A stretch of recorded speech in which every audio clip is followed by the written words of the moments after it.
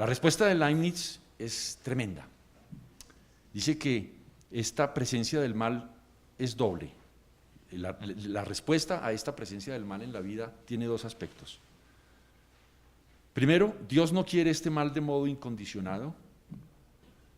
Si lo quiere es de forma condicionada, es decir, para castigar a alguien o por una culpa o para prevenir un mal mayor, pero nunca por sí mismo. En ese tipo de mal ve Leibniz un llamado a la prevención y a la corrección de algo que se debe hacer. Es cuando el dolor y las enfermedades nos llevan a crear medicinas contra el dolor. Y eso es bueno. Crear medicinas no se hubieran creado medicinas contra el dolor si no hubiera habido dolor.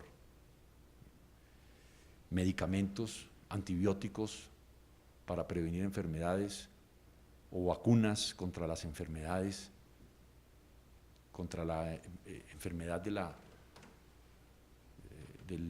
¿cómo se llama? Hay vacunas que no se han logrado desarrollar, hay otras que sí, hay enfermedades que se han logrado erradicar gracias a las vacunas. Y uno dice, bueno, el haber logrado erradicar enfermedades definitivamente en el mundo, ¿no? La famosa, esta novela de Javier Moro sobre la historia de la vacuna contra la viruela. La viruela es una enfermedad que ya desapareció en el mundo. Creo que existe en unos laboratorios guardada con llave y súper guardada para que nadie se vaya con... Se logró eliminar una enfermedad, y dice, eso es bueno. Sí, pero ¿cuántas víctimas costó para que la humanidad creara una vacuna contra la viruela?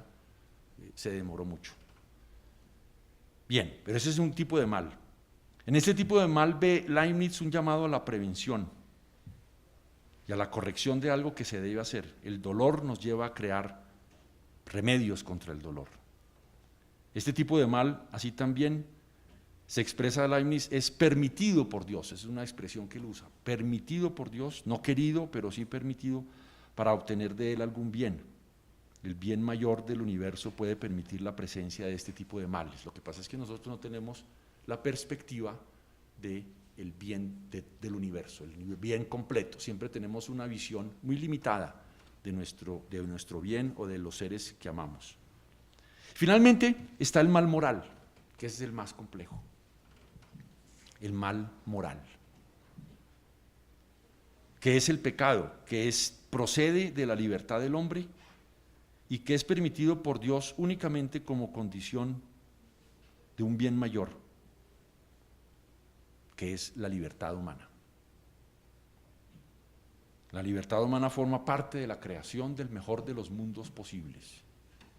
Es mejor un mundo de seres libres, de seres humanos libres, que puedan hacer el mal a un mundo de seres humanos que no sean libres, que estén condicionados como lo están los animales en su actuar. En los animales no hay mal moral, hay mal físico o hay mal de la imperfección, pero propiamente mal moral. Yo no creo que se pueda adjudicar a los animales mal moral. Ese es el precio, digamos, de pagar por haber creado al hombre libre, que puede el hombre causar mal moral. Y por eso, a pesar de que la libertad humana sea parte de la explicación de los crímenes más atroces y crueles, de todos modos se hace necesario pensar que un mundo compuesto por hombres libres es mejor que un mundo de hombres no libres. No le faltaba razón a John Stuart Mill cuando decía que desde el punto de vista de la satisfacción de las necesidades era preferible ser un humano insatisfecho que un cerdo satisfecho. Es decir, el ser humano insatisfecho, no feliz, pero tiene libertad. El cerdo, el marrano puede estar completamente satisfecho en sus necesidades, pero no tiene libertad. Y en ese sentido, es mejor ser un ser humano, dice Stuart Mill, es mejor ser un ser humano insatisfecho que un cerdo satisfecho. ¿Por qué? Porque es mejor la libertad que la no libertad. El mejor de los mundos posibles, y esta es la idea yo creo central del pensamiento de Leibniz, de la cual se burlaba Voltaire, En el mejor de los mundos posibles, el mal moral es el precio que hay que pagar por la libertad del ser humano. Por eso, de este mal, Dios no es responsable. El hombre es el responsable del mal, sino que el hombre es libre para realizar el mal que, en principio, él mismo podría evitar. Si no lo puede evitar, como el mal del terremoto de Lisboa, es porque no está en sus manos, eso no es un mal moral. El bien moral también tiene entonces, eso es muy importante, al ser creado libre, el hombre, al ser libre, no solamente está la posibilidad de que el ser humano en su libertad haga el mal, sino también que haga el bien. Y el bien moral también tiene que ser entonces producto de la libertad humana. Si no sería bien moral en pleno sentido, sino bien físico, si no fuera así. El placer, o el bien metafísico, la perfección. El mal moral procede, en la explicación que hace Leibniz, del abuso que el hombre hace de una libertad que en principio ha sido creada para el bien. Y en ese sentido como que confirma las ideas primeras, ¿no? El mal como desviación, como algo errático, como equivocación. Bien, este es el tercer punto. Y sirve en realidad de preparar al filósofo, como decía Adriana, al que yo más he estudiado, que es Kant, que tiene diversos textos también sobre el tema del mal. Para que se orienten, Kant murió en 1804, un poco, casi 100 años después de Leibniz. Kant tiene una expresión famosa en la filosofía que es el mal radical. Gómez Cafarena, uno de los comentaristas de Kant, dice que la obra crítica de Kant, la crítica de la razón pura, la fundamentación de la metafísica de las costumbres, etcétera, en cuyo fondo se percibe un gran optimismo sobre las posibilidades cognitivas del ser humano, sobre las posibilidades éticas del ser humano, sobre las posibilidades políticas, estéticas, facultades y autocríticas de la naturaleza humana, quedaba pidiendo, dice Gómez Cafarena, un contrapeso que contara expresamente con los aspectos oscuros de la condición humana tan evidentes en la historia. Y eso es lo que Kant hace en un librito que él escribió primero como un ensayo periodístico que le censuraron y luego como parte del primer capítulo de su libro, La religión dentro de los límites de la mera razón. En contra del optimismo de algunos ilustrados, Kant no le saca el cuerpo a eso que Gómez Cafarena llama los aspectos oscuros de la condición humana. Los enfrenta.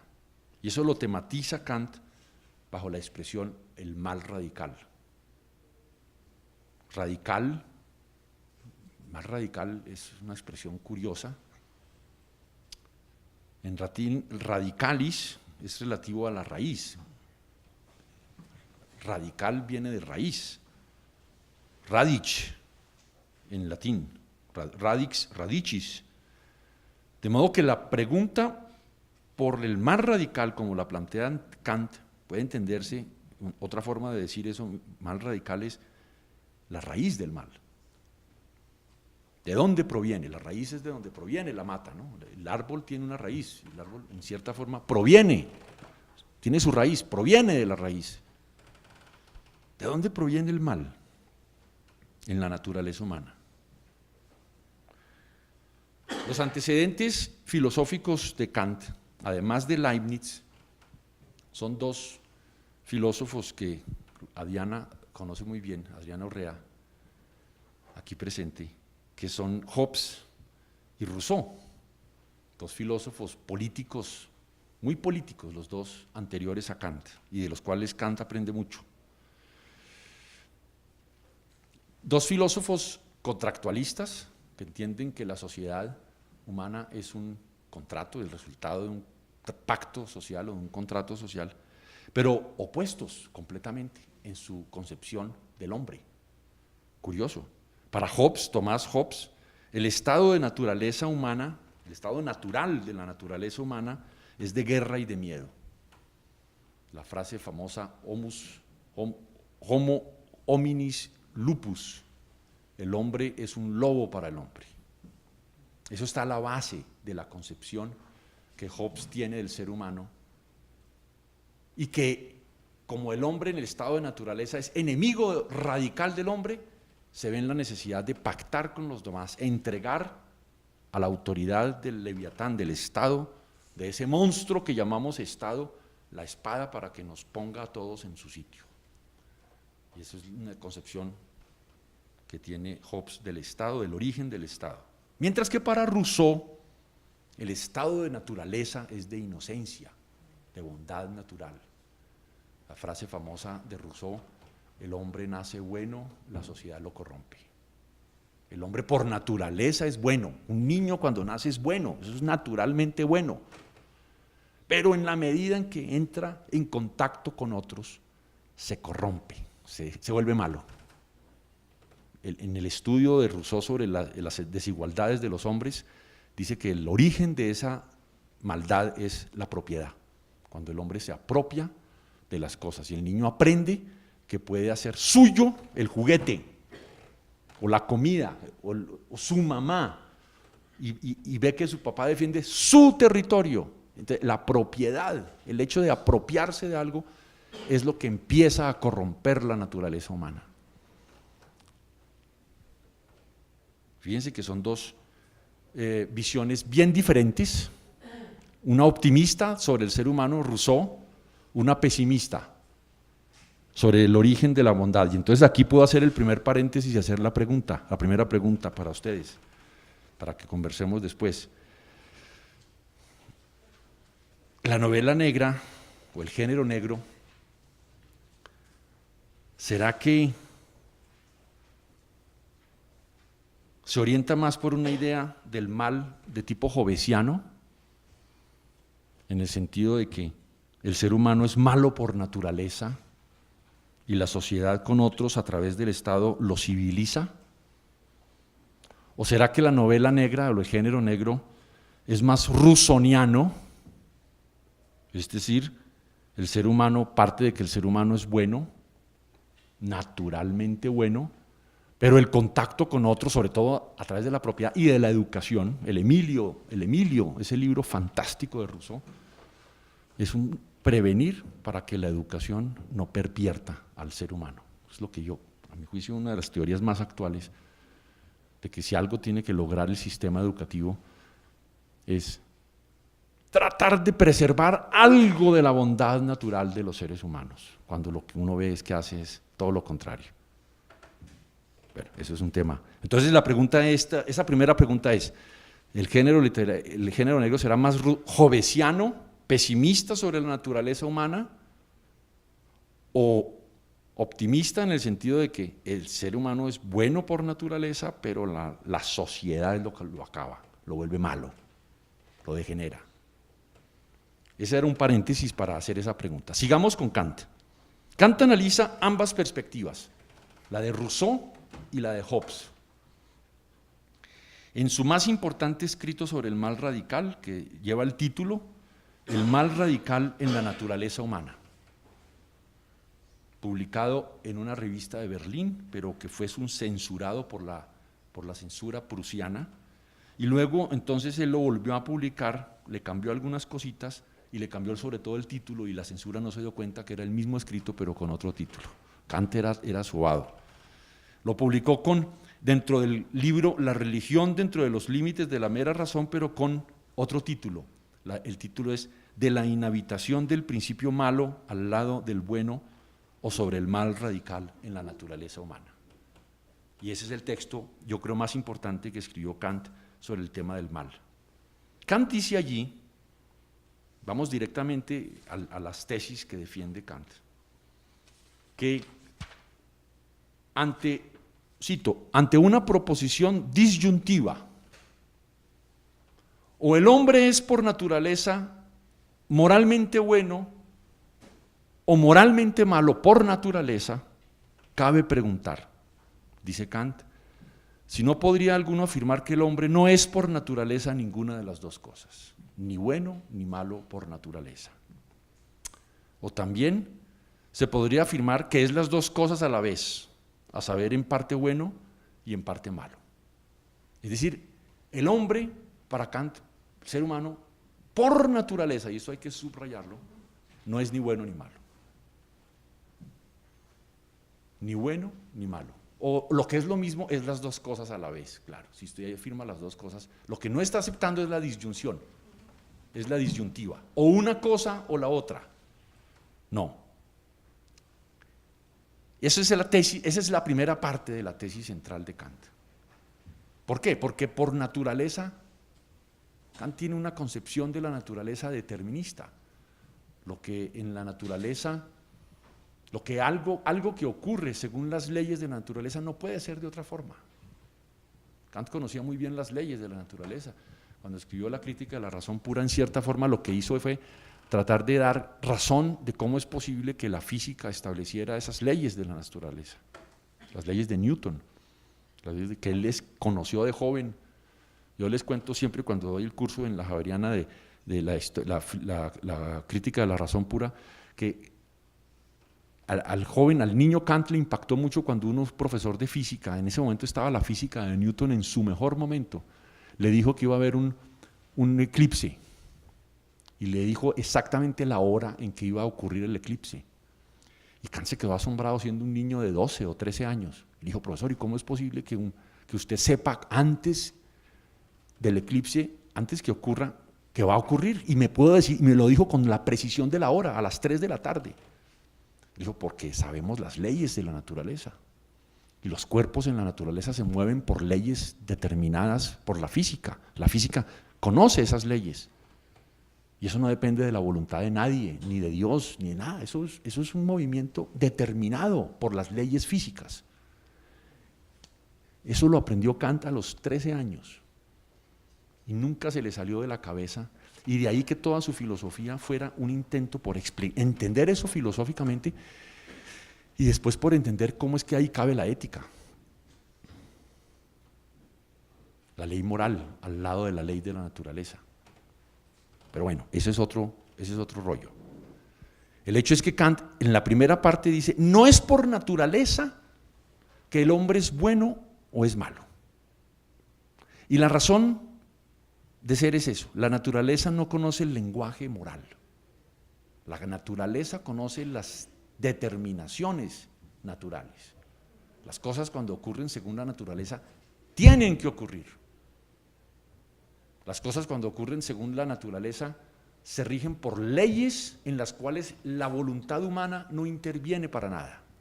Yo puedo no querer que al soltar este esfero se caiga, y sin embargo ahí no interviene para nada la voluntad, es la ley de la gravedad que hace que el esfero se caiga siempre con la misma velocidad, siempre con la misma fuerza, porque este fenómeno ocurre de acuerdo a leyes que llama Kant leyes naturales inmutables. Y se las conoció Newton por primera vez y las formuló en lenguaje científico, y eso es la base de la gravitación universal y de la mecánica universal. Entonces, ¿qué pasa con el bien y mal? El bien y mal no son conceptos naturales, son conceptos morales.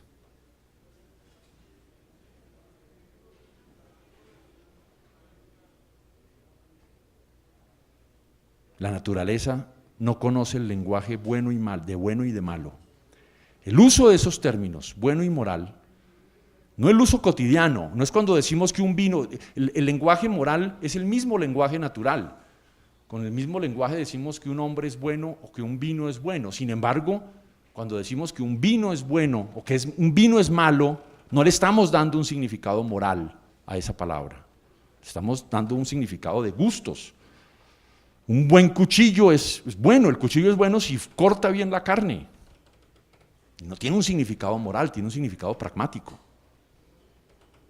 Pero cuando decimos que un hombre es bueno, cuando hablamos del mal en la naturaleza humana, le damos un significado moral, y eso no es natural.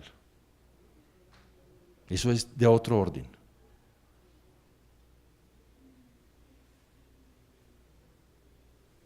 Aquí hago el segundo paréntesis para hacer otra pregunta. ¿Cómo aparece la libertad humana? Para Kant lo que separa las leyes de la naturaleza de las leyes morales es la libertad. Esa es la separación. Ese es el punto en donde se pasa de uno. En las leyes naturales no hay libertad, no tiene nada que ver la libertad. En las leyes morales es fundamental la libertad. La pregunta para el género negro es ¿cómo aparece la libertad en el género negro? La pregunta es válida en el sentido de que si se renuncia a la libertad, se está renunciando, yo creo, también consciente o inconscientemente a los conceptos morales de bien y mal, y se convierten los conceptos de bien y mal en conceptos naturales. Los hombres seríamos autómatas si no hay libertad. Y al hacer el mal, el asesino de esta niña Juliana no obró mal, obró en respuesta a los impulsos naturales según las leyes de la naturaleza. Y la acción es horrible, nos choca a todos, nos escandalizamos, nos parece un crimen, un feminicidio espantoso, pero si no hay libertad, ¿hasta qué punto el autor de ese crimen es responsable? La pregunta creo que vale la pena plantearla. Entonces la pregunta es a la novela negra. Las doctrinas filosóficas, hay doctrinas en el mundo hoy en día, hay doctrinas filosóficas, científicas, neurocientíficas, sociológicas, que niegan la libertad, que dicen la libertad no es necesaria para explicar el comportamiento humano.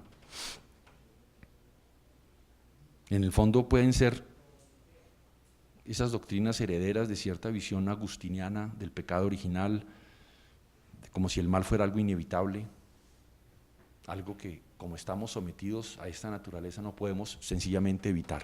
Y yo creo que no, yo creo que pues la pregunta es, ¿qué pasa con la libertad humana en la novela negra? ¿Se afirma, se niega, se relativiza, se olvida, se sepulta, se la mata, se mantiene? Y ahí uno puede recurrir de nuevo a Dostoyevsky, a ver, en ese planteamiento, en esos recorridos que hace Dostoyevsky por el alma humana y por los rincones más oscuros del alma humana, creo que siempre deja abierta la pregunta por la libertad. Continuemos con Kant. Kant pretende haber resuelto el problema del mal radical de la siguiente forma, y esta es la solución que él le da. Mientras que el mal moral, dice Kant, no es más que una inclinación, Hang en alemán, una inclinación, una tendencia, un movimiento errático impulsado por el amor a sí mismo. El bien, dice Kant, es una disposición original. Ursprüngliche Anlage, disposición original. Surge de la buena voluntad, de eso que en la fundamentación dice al comienzo es lo único que puede ser considerado como bueno sin condición, la buena voluntad.